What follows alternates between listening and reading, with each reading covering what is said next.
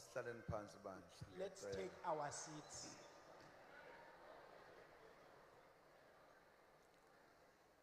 Angibonge kakhulu Let me show Eh, gratitude, Baba Bishop. Bishop, Angibonge ithuba onginika lona the namhlanje opportunity kuseni that you are giving me this morning ukuba ngibe khona kule nkonzo that I enkulu may kangaka. visit this large congregation.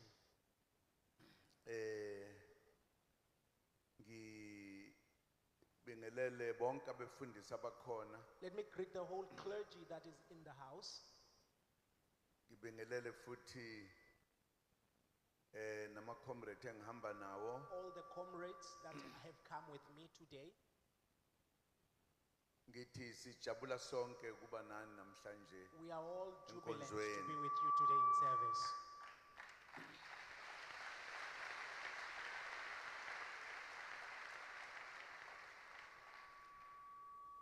Ngifike lapha ngaphambi kwayizolo. I arrived here a day before yesterday.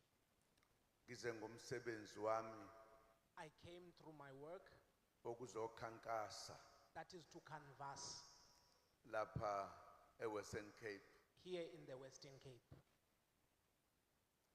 ngoba sekusondele ithuba lokuthi This is because the time has come close to kube khona ukhetho likazwelonke. that the national election has now come. Mina ke baba mfundisi Therefore, Pastor, ezombusazwe when it comes to governing the country kanye nenkonzo and the church, ngiyasihlukanisa kancane hayi kakhulu. I always separate them just a little bit, not too much. Lezo zombusazwe okuthiwa ipolitiki zaqalwa amakholwa esikhathini esidala.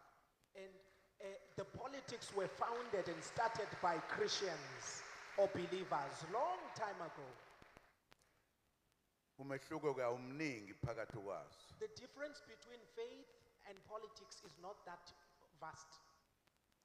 Abakholwayo Those that believe, basuke behlonipha imithetho kaNkuluNkulu they out of their respect for the laws of God belindele ukuthi njengoba belapha emhlabeni and understanding that while they are still on earth, kufanele benze konke okuhle they have to do all that is good ukuze ngamzukwane sebehamba so that when others leave beya kubaba ezulwini and they go to heaven, bafike bathole indawo yabo ivulekile yokuhlala ngokuphumula nangokuthula. so that they may get a space for peace in heaven. Abezepolitiki zombusazwe The politicians of governing a nation, baxoxa indaba zala emhlabeni. they are here to debate the issues for them. Ngokomthetho kufuneka ukuthi babe ngabantu abaphatha izwe, baphatha abantu kahle, According to abantu the law, babenze ukuthi bahlale ngokuthula emhlabeni. according to the law, they are supposed to debate issues, take good care of people and care for people so that there can be peace in the land. Ziyahlangana ke lezi zinto ayihlukene. And so these things all of a sudden come together. They are not so different after all. Okokuqala nje ngaqala ngaba yikholwa mina. To start with, I myself became a believer.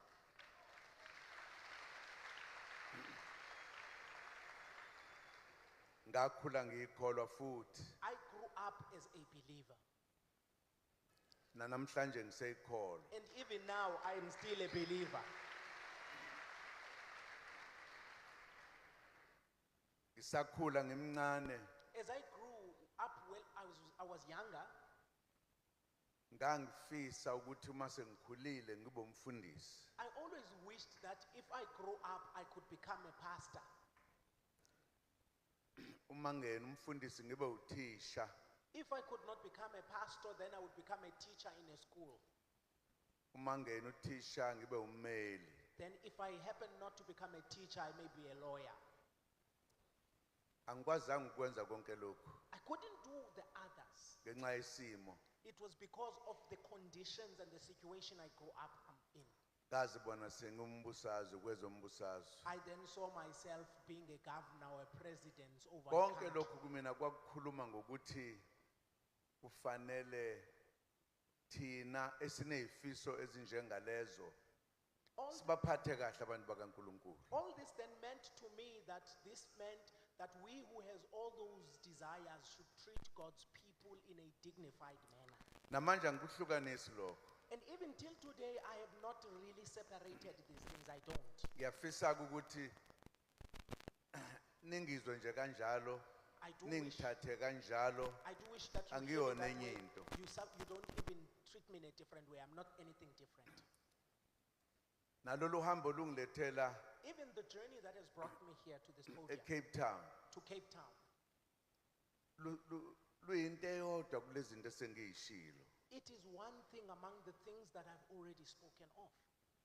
Isifiso sami Therefore, my ukubona desire abantu bakaNkulunkulu bephila ngendlela efanayo, ngendlela ephilayo, bephethwe kahle, bengahlupheki. is to see the people of God living equally, treated well, and not living in poverty. Kungijabulisile ke baba Bishop ukuthi uthi namhlanje sengiqedile umsebenzi bengiwenza la sengihamba Therefore, ngiya enkandla. therefore it has given Ubusuthi angizodlula ngithole isibusiso esingaka ngibe namakholo angaka phambi kwami. Ngizizwa sengiphile nangaphakathi. It gives me joy that you invited me to this house.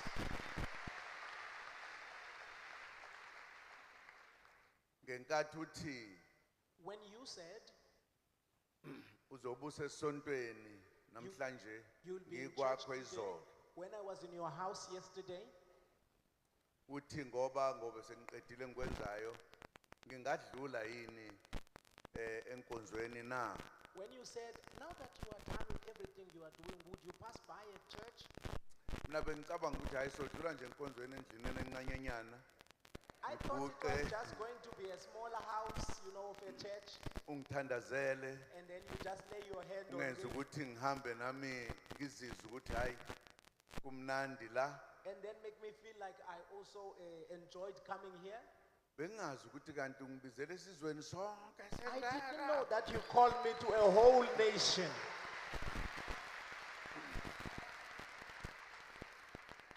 Ngifuna ukukubonga I want to say thank you to you. ngoba noma ungangitshenanga ukuthi ibandla lakho lingakanani. Even when you did not tell me how big Sengizibonele your church is, ngosini. I've now seen it myself. Ngifuna ukubonga ngoba ngale kokuningi I'm so grateful because ubukhona bakho ubusitshena ngendlela yokukholwa you teaching us nokuthi how kufanele ukuthi izwe libe njani and how the nation should be, silungiselele kanjani insuku zethu zokugcina. and how to prepare for our last days.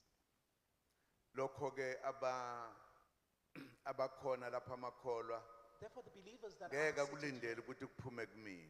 they will never expect Alindele that ukuthi to come kuphume from. kuwena They will expect ngoba that wena message ukwazi to come from kangcono. you because you are the one who knows it better than me. Sengizwile ke inkonzo mina ngizwe ingoma ezimnandi. I've heard these great hymns you have sang already. Le ugcine ngathi wenhliziyo yami awuhlakaniphe And may you ingithinte have more wisdom. enhlizweni.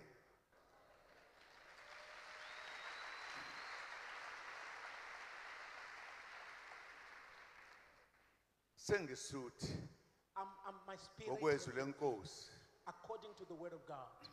eke ngilambe ngoze kushona ilanga impela koze kuse nakusasa. I wouldn't hunger now because Ngisatshena my abantu spirit ukuthi is full of the ngesuthi izwi lenkosi. I'm full of the word of God. Okwami ke And now njengoba ngishilo bazimbili into ihlukene there are two things that are seemingly different. engikhokha ngakho lento enhle kangaka. What makes me Kuzibongela praise nje. this is to just say thank you. Ilokhu kokuphila emhlabeni okuthiwa kubuswa kwezwe. This is to say governing over the nation.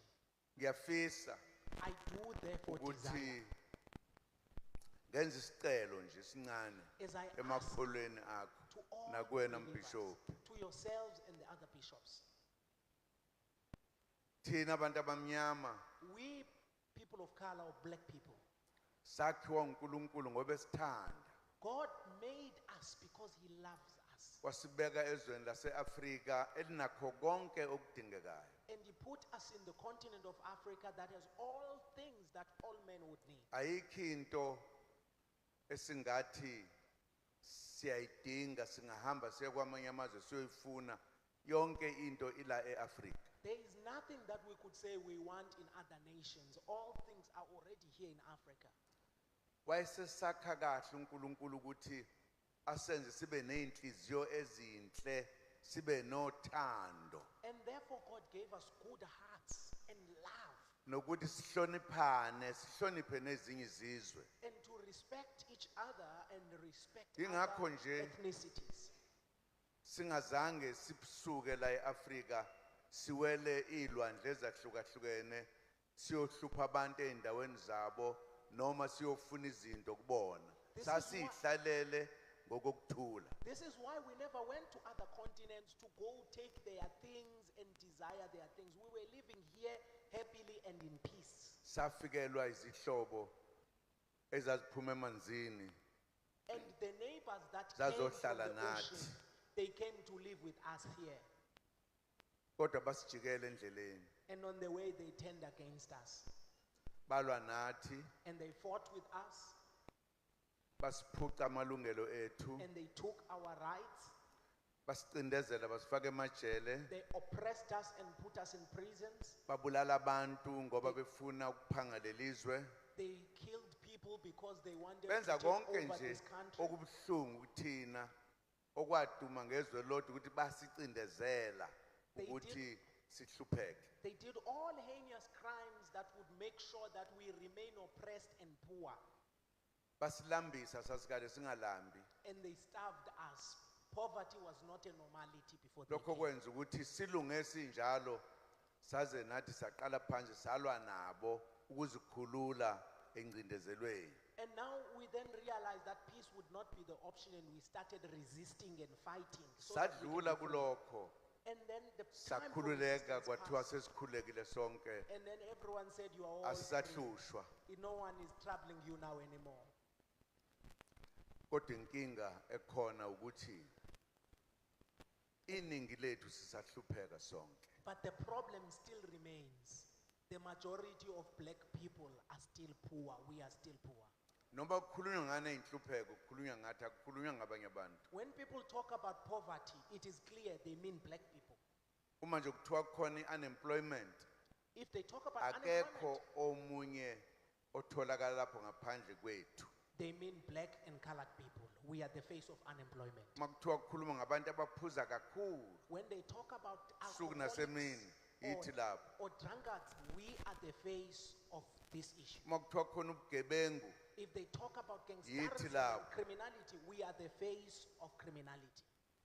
yini ebangela lokho What then causes us to be the face ingoba of basiphuca okungokwethu is because they bakwenza okwabo stripped thina us ke naked of our possessions. sihlala ngokuhlupheka. And now we have made poverty our normality.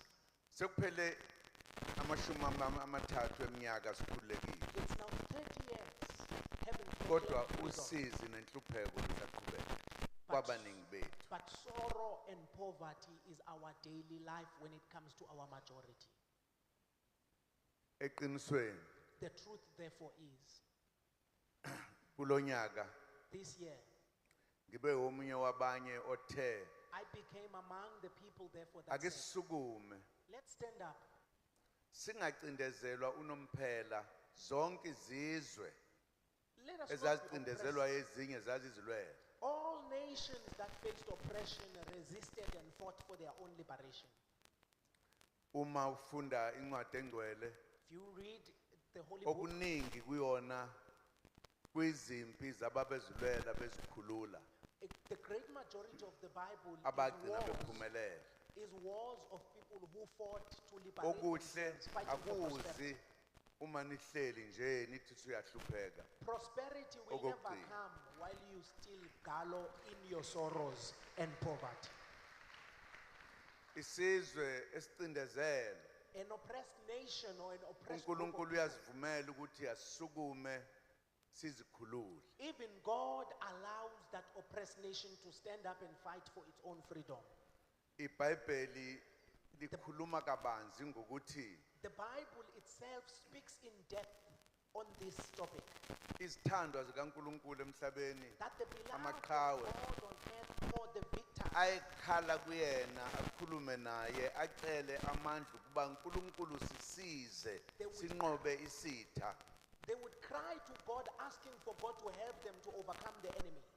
uNkulunkulu enamadlebe ezwa wayebasiza laba bacelile. God having ears, he would listen and he would help those who Ngiyafisa asked. ukuthi nathi I want therefore to wish that also singamakholwa ourselves, angaka that we as many believers as we are, ake simcele uNkulunkulu asisize. let's ask God to help us out of these situations. Ake simcele uNkulunkulu asenze sinqobe izitha zethu. Let's ask God to help us overcome our opponents. Ngenhlanhla ke By favor then, sesalwa ngezikhali kwadlula.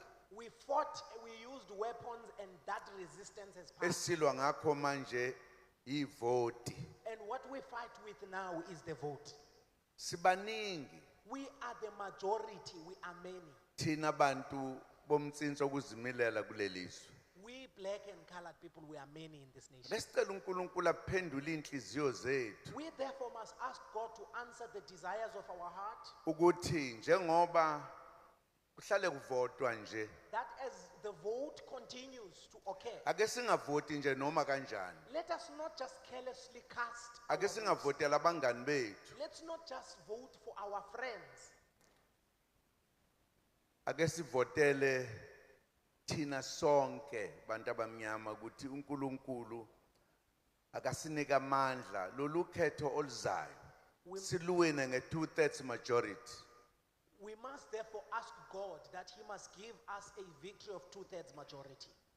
Yini ebalulekile kulokho? Why is this so important? Kuyosho ukuthi This will mean sesizinikeze amandla angaphezulu kwabaningi.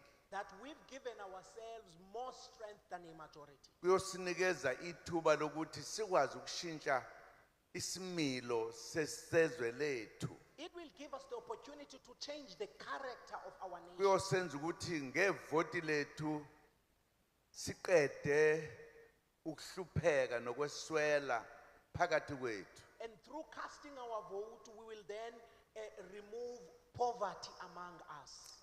Kuyosenza ukuthi sishintshe imithetho le esicindezelayo. It will help us. Sifake imithetho yethu ezosikhulula. It will help us challenge and change the laws that oppress us and promulgate new laws that can be able to liberate us. Ngoba ke ngibona ukuthi Because therefore I have seen senziwe ukuthi senze amaqembu amaningi asihlukanisayo singabi nalamandla ahlangene. that systemically the establishment sets up different parties to divide the black vote so that we cannot be united. Ngiye ngaba omunye othatha isinqumo sokuthi sakhe iparty ebizwa ngokuthiwa umkhonto wesizwe. And then I became among the people who took the decision that said we must therefore start a party called Umkhonto Wesizwe. Le party This party iyona ezosikhipha emaketangweni. is the one that will liberate us from the chains. Eyakhiwe okhokho bethu It were our ngobuhlakani ancestors who started it kuthiwa out of the i-ANC. wisdom called the ANC. abaholi bayikhiphile endleleni And the yaphuma leaders yathi took the MK out of yangasisa lapho kufanele usifike khona. and it did not take us where we were supposed Umkhonto to reach. wesizwe iwona ozosithatha usibeke endaweni ethandwa yithi And then ebusiswe MK will uNkulunkulu. take us to the destination that we want, that is the purpose of God over our lives. Ileso nje isicelo engithe angisenze This is kithina sihlezi la. This is the only ask that I thought I should deliver to all the believers that are seated in this room. Kukhona into esingayazi thina esihlala lapha eWestern Cape. There's something that maybe we may not understand as people, black people who live in the Western Cape. Ukuthi laba ababesicindezela That those who oppressed us, abasasicindezele namanje who are still oppressing us or responsible for our poverty even till now. singazi nje thina bafuna ukuyithatha iWestern Cape ibe izwe labo bayihlukanise kwiSouth Africa ngokomncele. They want to separate the Western Cape and make it an independent country from the rest Ngoba of South Africa. ibaluleke kakhulu Because le economically, ndawo the Western Cape is so important. okuyona nto ebaluleke kakhulu kubona bafungafuni nje ukuyiyeka. To them, it is The the Cape most Point. significant. It is the Cape Point. Ngoba ilona zibuko lodwa emhlabeni jikelele Because it is the only othi point, mawuphume kulona ufike noma yiliphi izwe mawuhamba emanzini. because it is the only point in the globe that you could go past to get to any nation in the world. Bayalisebenzisa ke ukuthuthena ezomnotho wabo nasekulandeni ezomnotho kwezinye indawo. Therefore, the global West uses the Cape Point to promote Western economic interests. Kusho ukuthi ngamanye amagama uma singakwenzi lokho engikushilo Which means if we don't then respond to nizobe the call, seningabantu belinye izwe lizobe selibizwa ngelinye igama thina sesingale. and then in other years you will then see Asingakuvumi yourself ke lokho. as different people with a different name. Asihlanganeni njengendle emnyama We must reject this sizinikeze as black people, isithunzi nenhlonipho and we must respect each nokuthi sibe nesandla ekuphathweni kwezwe lethu. other and have a hand in the governance of our nation. Sifuna amakhosi ethu We want our aphucwa kings amandla okuphatha who were removed their power to govern their siwayibusele areas, lawo mandla emakhosini. and restore the power of the kings back to the kings. Kube yithi esithi sizokwenza lokhu hayi lokhu. And then it becomes us as black people who say we will do that and we will not do this. Mina ke njengoba ngikhuluma lapha nje As for myself, as I speak openly, ngaqala ngisemncane ukulwela inkululeko. I started at a very young age Ngathatha fighting for isifungo freedom. sokuthi ngiyofa ngifela abantu bakithi. I took an oath that my death will be because of our people. Namanje ngizimisela ukufa makufuneke ngife ngifela abantu bakithi abamnyama. And even now in my old age, I don't mind dying for the sake of black people. Uma kufanele ngiboshwe If I have to be ngizimisela arrested, ukuthi ngiboshwe ngiboshelwa abantu I am abamnyama. ready to be arrested for the sake of our people, black people. Sengike ngakubona ke lokho. Ngangena ejele ngangihlala la ngaphesheya eRobben Island ishumi leminyaka. I was in Fakwe Robben Island for 10 abacindezeli. years under oppression. Kodwa futhi la kwidemocracy yethu And now in our sengike democracy, ngangena ejele inyanga ezishumi nesihlanu sengiboshwa idemocracy. And- Ngingenzanga lutho. and even in democracy, I still got arrested for 10 months. During the time of democracy, as innocent as I was. Lokho kwangibonisa Then that showed me ukuthi asikakhululeki ngokwanele. that we are not free enough. Ingoba ngimnyama It's because I'm black. ukuba ngangimhlophe ngaba ngizange ngilubeke ejele. If I was white, they would have never taken the stand to put me in prison. Ingakho nje This is why kugcwele emphefumulweni wami ukuthi kufanele ukuthi manje senze into enhle ezojabulisa nomveli nqangi uqobo ukuthi This is why full in my spirit that we must do something so marvelous that even the creator in heaven will then say, sisebenzise ivoti lethu lokukhulula izwe lakithi. we cast our vote to liberate our nation. Senginihalela kabi nje manginibona nibangaka engathi ngabe nila kuvotwa khona. I am now salivating for your votes now. I wish it was the time of election as we speak. Ngoba lokhu nje kukodwa masivote sibangaka Because if we just vote only as this number in this church, inhlupheko nenkohlakalo njengoba kugcwele into ezonakele enye ziyophela nya evil and poverty would just vanish. ngoba ngifisa ukuthi Because this is my wish. uma sesiwinile ngoba sizowina We will win. Therefore, when we win, sizoqeda ubugebengu eSouth Africa we will uproot criminality and gangsterism in South Africa. sizoqeda ukuthi abantwana bethu ngoba mhlawumbe thina abazali sikwazanga ukubafundisa baphume bahlale baphuza utshwala ilanga lonke ithina kuphela isizwe esivumela lokho We will abelungu amandiya bonke labo bantu ngeke kubabona abantwana babephuza utshwala nje busuku nemini the whites, the Indians, they will never let their children lie in the streets drinking the whole day. And therefore, when we come to power, we will stop this problem of alcoholism among young people.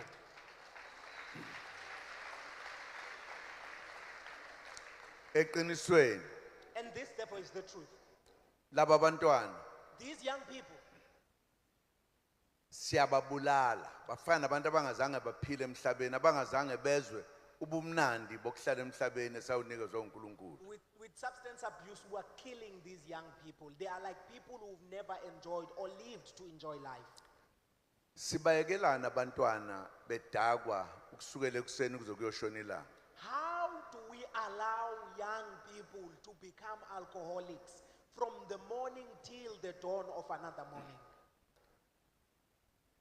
amandla ethu esingawasebenzisi ukwakha isizwe esiyophila inguna phakade siyasibulala It is our power that we don't use to build a nation. We are killing the nation when we allow things like that. iMK party EMK, izoshintsha imithetho it will change the laws. ngoba lemithetho sinayo intekenteke Because the laws that we have are too loose. uyabona nje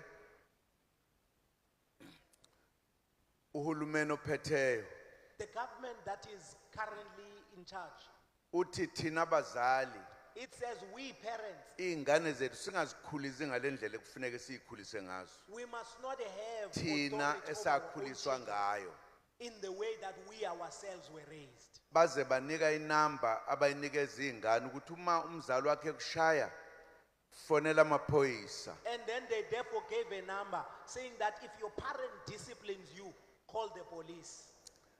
akekho umuntu ongafundiswa kubo ukuthi abe umuntu There is no single human being that does not learn behavior from their home.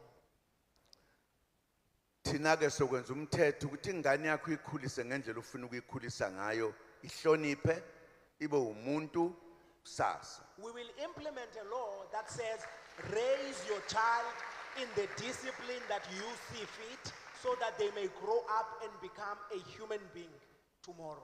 kuhulumeni ozobe holwa ile party yethu umkhonto A government governed by this akukho party. ngane ezophuza egcekeni ihlala ilanga lonke lapha There is no child. zophela nya There is no child that is going to be drinking in the open. It will stop completely.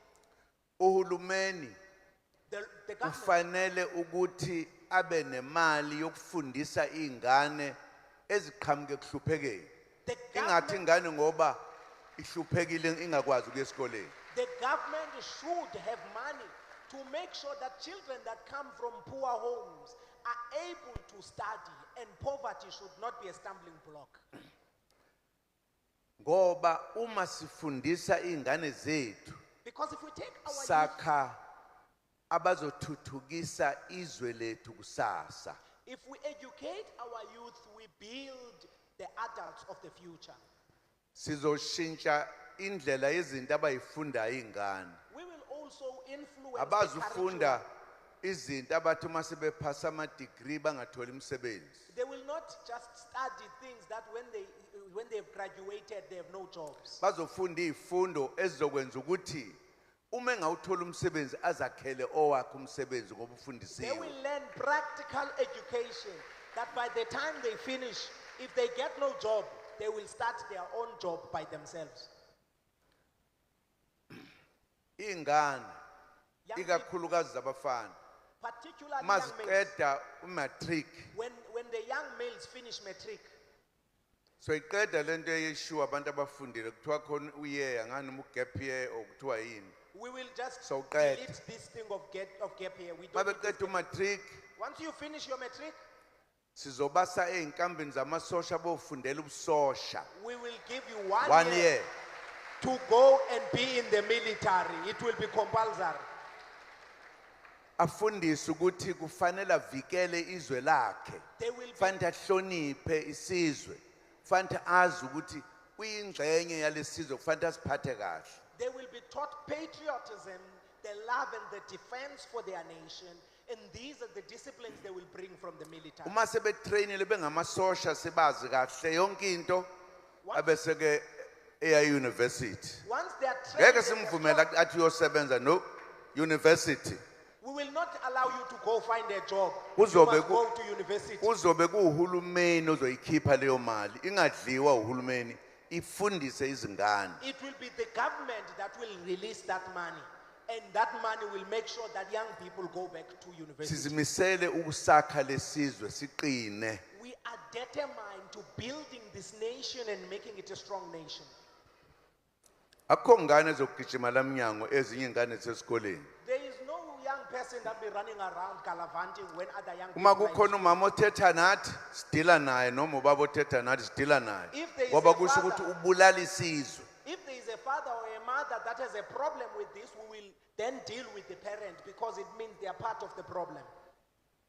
umkhonto wesizwe ohlelweni lokwakha isizwe And this MK is on the path for nation building. akukho ngane ena 12 years noma 14 noma 15 noma 16 ezothola ingane There is no teenager ingaganile that will be Ayikho. pregnant without marriage. That will not happen. uma nje kuke kwenzeka lokho If that leyo happens, ngane yomfana nentombazana abakhulelisana and sizokwakha i-university eRobben Island away from ezweni bayofunda ngenkani lapha baze baphase baqede that young man and that young woman, we will have a university in Robben Island. That is where they will go to school. They will study there and live there until finish and grow up. ngiyethemba ukuthi siyezwana I hope you are hearing me very well. ngicabanga I think bishop wami my ukuthi bishop, senze umsebenzi kaNkuluNkulu ke manje sizithunywa zikaNkuluNkulu lokwangempela we are now doing God's work now. That's when you know that we are really doing God's work. ngoba uNkulunkulu akabafuni labantu abakhona njengamanje ngoba benziwa ngamabomu abelungu ngoba bebulala isizwe simnyama And all these issues, they are deliberate. It's whites, they are killing the black nation. ngithe ngeke ngidlule senginithole niphelele kangaka nganitshenanga lokho I told you that I will never pass without telling you these issues. ngoba uma sicabanga ukuthi ku right lokho If we think, Sonke the la. social, if we think that the social issues we are uma facing sifuna are right, ukushintsha izwe lethu libe izwe eliphilayo if we can change our nation and make it into a living nation, leli golide nedayimane elikhishwa lifakwa olwandle lihamba thina sizolumisa lizuphuma la the gold and the diamond that leaves this nation, we will stop that. No mineral ngoba resources, elethu because it belongs to lisuka us. la liyocebisa abantu kude thina sibe sihlupheka It comes from here and makes others wealthy while we remain poor here. thina masiqeda nje Once we are ngemva kwenyanga ezimbili after 2 lezi months, esayisele sesiwinile ngoba sowina masiba ngaka sikwazi ungawini we will win if we are this many. There is no way we can lose. sizokwakha amafemu We will build okufanele firms. ukuthi aprocesse igolide nesiliva la eSouth Africa kubo kwalo We will build refineries for mineral resources that will refine here in South Africa. yingakho nje sifuna abantwana bethu bafunde ukwenza lo msebenzi ozonothisa izwe lethu This is why we want our young people to be educated so that they can do these jobs that are specified. That will make sure that our nation is known. So iqeda lento yokuthi uma sengikhulile kufanele ukuthi ngisuke kithi ngihambe ngiyosebenza le kude ngishiya ifamily yami kukhule ingane ezisale zizalwa ngingekho zingamazi ngisho ubaba We will stop. ngoba sihlala le kuthi ngamzukwane ebuya ubaba ingane ibaleke ishone le ithi mama nansi inunu ingena nansi inunu ngoba ikwazi. We will stop this where you are educated and you are forced to go study in areas that are far from your family. By the time you are entering, your own child does not know you. He mistakes you for a snake. Umama uzolokhu eyincenga ingane ikutshena ukuthi ubaba ilokhu imbheka ithi ngemboni kahle. And the mother will then be saying, this is your Yahlehla father. ingane The ngoba child will be imazi looking at ubaba. you. Ngoba ubaba imazi. Because the child does not recognize the Kodwa father. ingane yomlungu yenze njani uma ingena ubaba? Daddy, daddy, When the young daddy. white child is Ngoba coming, uyamazi. a white child will be crying daddy because the white child knows who the father is. Sizokhipha ama-firms wakhe la kwakhe khona abantu ezilalini We will build ukuze bakwazi factories. ukusebenza eduze bangahambi ohlala kude babe nemizi emibili bahole kancane inhlupheko yodwa leyo. We will build factories in the rural areas so that our people don't leave their homes to go work in far areas and end up having two homes. And then because of poverty, they cannot maintain either. Uma sikhumbula kahle yithi sodwa abantu abamnyama esisebenza kude namakhaya ethu. Zonke ezinye izizwe zihlala la zisebenza la khona amafemu. Sizokwenza ke lokho thina umkhonto wesizwe. And if you recognize it is only us black people who work far from our families, and all the other ethnicities, they work close to their own families. We will change that by building these factories in rural areas so that you can work at home.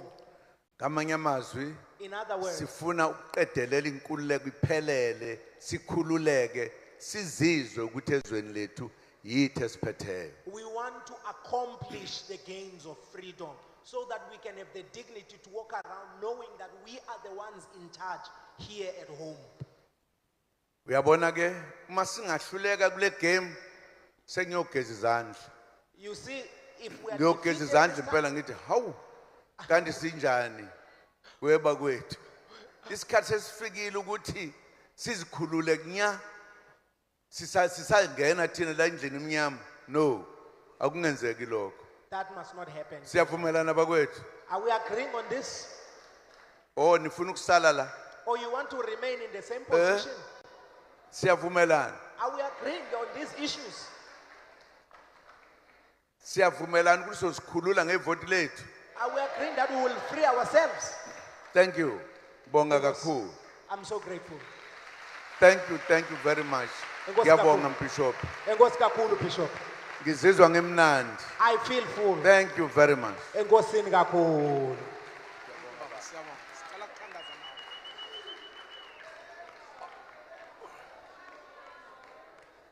Bathi ahlabelele. Bathi bacela uhlabelele baba. The people are asking you to sing, sir. Bathi bacela uthi umhla sibuyayo. They're just asking you to just sing one song.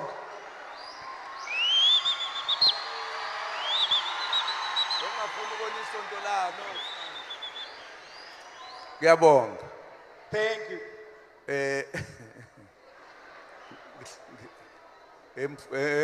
Baba. Mhlawumbe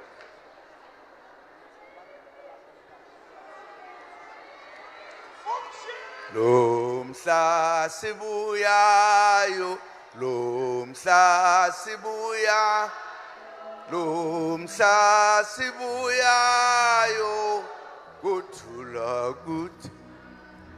Lomhla sibuya, lomhla sibuya, lomhla sibuyayo, kuthula kuthi. Kokhan, kokhan, ogoduma umbay phezulu kwentaba. Kokhan uFoster, Okal usmiti koduma embamba pezo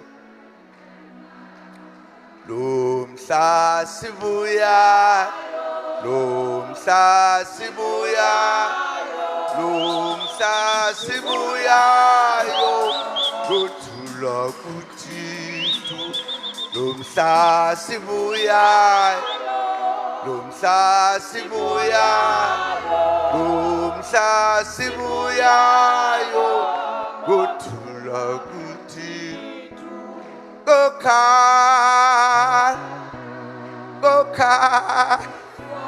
Oh koduma embamba phezulu kulungile umshene wami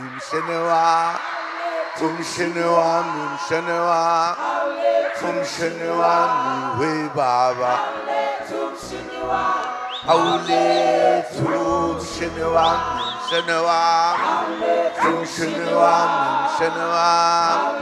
umshene wami we baba awulethu umshene wami umshene wami we baba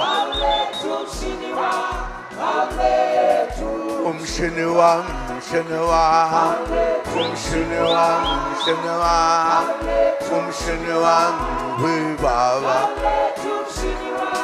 I will uyangibambezela umshene wami we baba I wena mphosa ungibambezela umshene wami we baba awulethu umshene wami umshene wami we baba awulethu umshene